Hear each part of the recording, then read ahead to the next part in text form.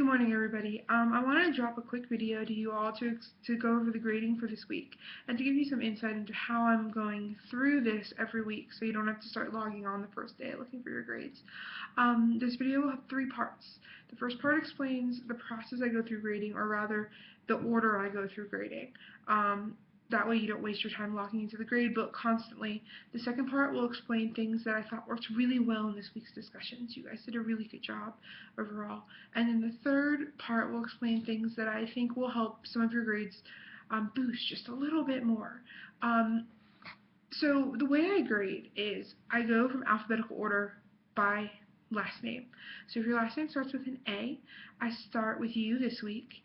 So for instance, this week, some of you logged on Monday or Tuesday or Wednesday, and you saw maybe I got through M's or N's or something of that sort, whereas the people who are S's and W's and T's ended up later on.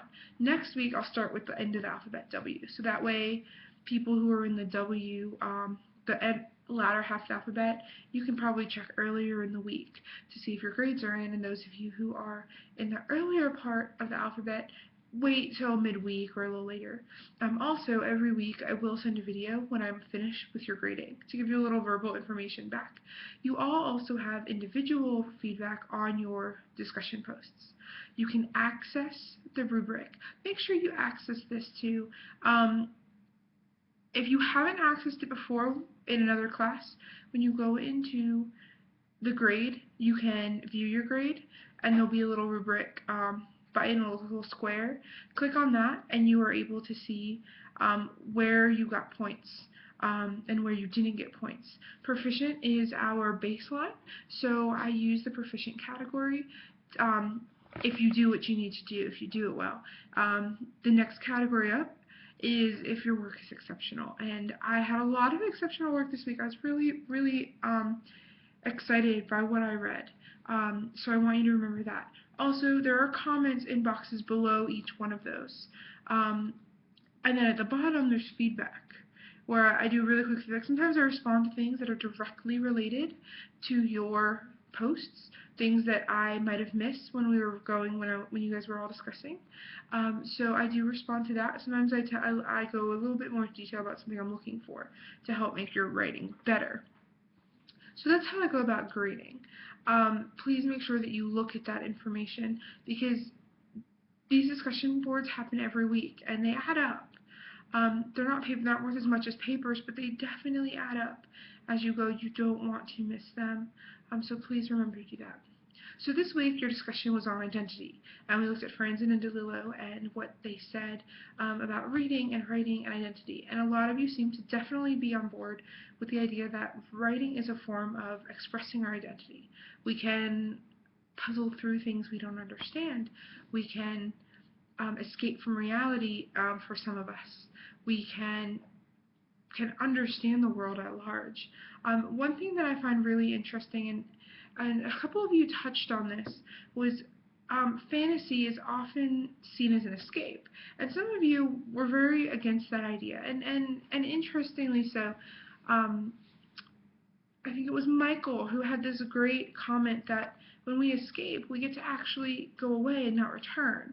And for a lot of people, that's what escape is, and it's a very valid and solid point. And I do want you to think about that when you think about escape. But something that is interesting about fantasy and science fiction is that it's often used by authors to criticize and comment on society in a place they might feel uncomfortable doing, or it could be dangerous to their lives. So you look at books like 1984, Animal House, The Crucible. All of these stories are huge comments on society.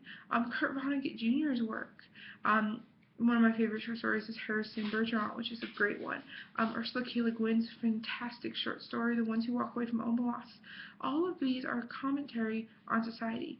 So sometimes writing is definitely more than escape. But I think a lot of you hitting on that point was really useful. We do use it for escape. We watch movies, we play games to get immersed in another world. Some other great ideas that were brought up was the idea that just writing allows you to explore yourself. A lot of you said that even if you're not writers, you're not in school for creative writing, you don't plan on writing a novel. A lot of you write your own, you journal, you put things down on paper to think through them. That's a really common thing that we do. Also, something else that I really liked in the post this week is you guys used really good examples as a whole. When examples were used, they were solid. You picked up good books. You picked up good movies and games that helped format who you are. And I think that was really effective. Because remember, examples help us see. Also, another useful thing that I saw happen in posts this week, especially in responses, was you guys did a good job in trying to perpetuate the conversation. A lot of you utilize questions to help do that. That's really effective. It helps other people want to respond. Sometimes someone will just respond with a statement, or if you just respond with a statement.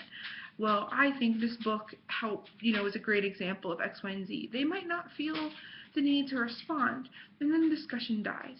But the way you guys did it, and a lot of you with asking questions or delving a little deeper, really, really helped the discussions. They didn't fall flat, they continued effectively, and they were really strong. Overall, like I said, I loved what you guys did. I do have a few concerns I want to address for future weeks. Some of you need more examples. Examples are our examples are extremely important. They help us solidify.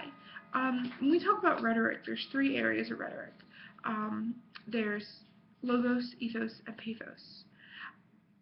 Examples fall into logos and pathos. And logos is a logic, which in our conversations we don't have as much of it. We're not using statistics and numbers. You'll see this later throughout the semester in places. But we also use pathos, which is the emotional appeal. And that can be done by using examples or case studies. And a lot of you did this. A lot of you used yourselves, which was fantastic.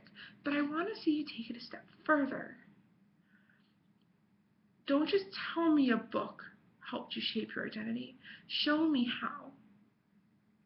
Show me how it shaped you.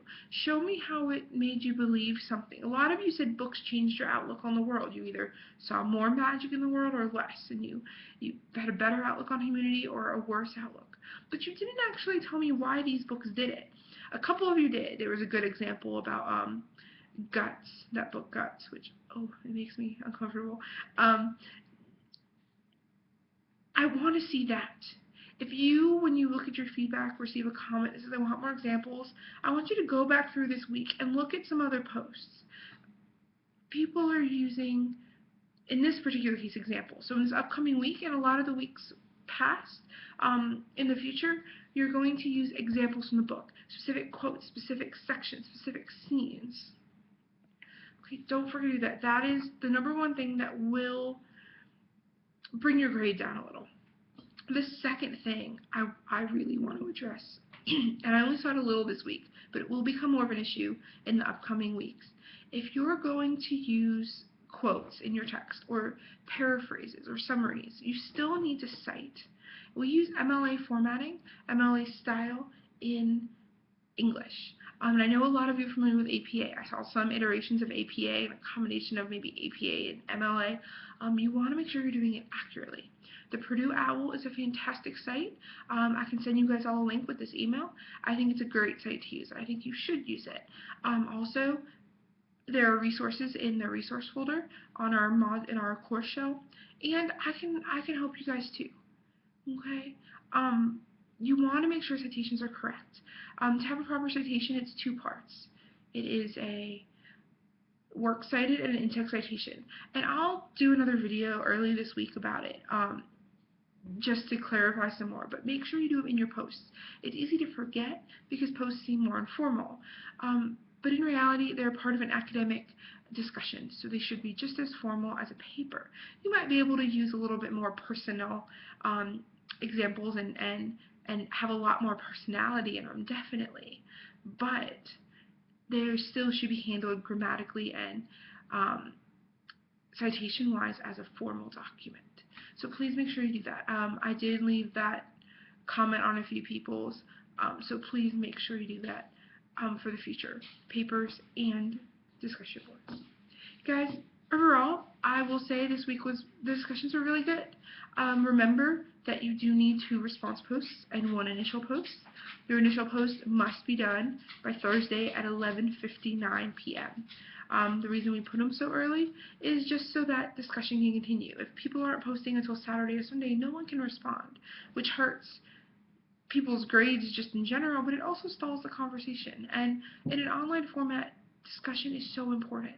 So please make sure you do that. And response posts must be done by Sunday at 11:59 p.m. Again, guys, if you have any questions, please let me know. I'm here to help you. I look forward to more discussions this week. The ones I've been reading this week have been fantastic. You guys have some great ideas, and I look forward to seeing them developed as we finish the Hunger Games next week, and then we'll come back to it as we talk about other books. So have a great rest of your Sunday. Get those papers in if you don't already, and finish your posts. But enjoy your Sunday, and I will talk with you guys soon.